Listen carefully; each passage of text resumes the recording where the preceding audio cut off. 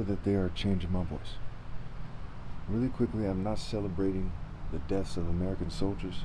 Some of them are even connected to some events that happened around here. I live in a city that's about 70% black. It's called Southfield. It's by Detroit. And some of the stuff that's happening in the Iran war is connected to this case here. They synchronize things, right? There's a lot of people who are into the occult, who are funded by the CIA or whoever, who talk about synchronizing, right? They synchronize events in their lives, behind the scenes, with technology and otherwise, and they tell them, hey, that means this, this, and this, and they try to use that to control who people date, they hack their brains, what have you. But this video is about the Iran war to some degree, and again, I'm calling for a ceasefire, and as the throne is also established in mercy, but I cannot change the fact that after my flesh dies, people will be cut off from heaven. But as the throne is established also in mercy, I try to de-escalate things. You know, I'm not an arrogant person, not a cocky person. If I was arrogant, I would just be very hateful, and I wouldn't try to cut him any slack, and I probably would just go out in a blaze of glory or something early on and what have you. But I'm not like that. You know, I'm a very considerate person, very caring person, very calculating person, very wise person, insightful, sense-filled, loving, you know. And I'm saddened that the war in Iran continues, and I Googled it not too long ago. It was like yesterday or the day before, and it said that, you know, if we raised the income tax just 0.25% on the top 10%, we could even do it progressively. It would raise $65 billion. That's enough to end homelessness in a year, with $100 million for oversight, and there would still be money left over. Okay? So people aren't considering the facts that these wars and these events are distractions to some degree. Okay?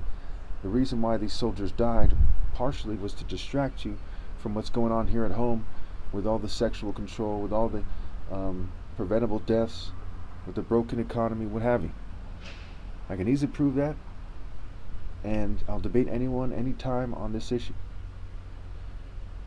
And I will say that I think it was about 3 troops that died. They said it was 100 injured, and 3 soldiers died recently. I've been getting fumed pretty heavily. It zapped my brain a bit too during this smoky climate that we've had recently here in Southfield in by Detroit. You know, Michigan borders Canada, so we're one of the states here that got hit heavily by the smoke, and the smoke is still kind of there. At this point, the fire is said to have burned somewhere around 4 million acres. They said like 2.7 hectares, and somewhere around 4 million acres. Hopefully that it will end soon here, and I can get back to making videos as usual. That's why some of my videos have very poor sound quality recently.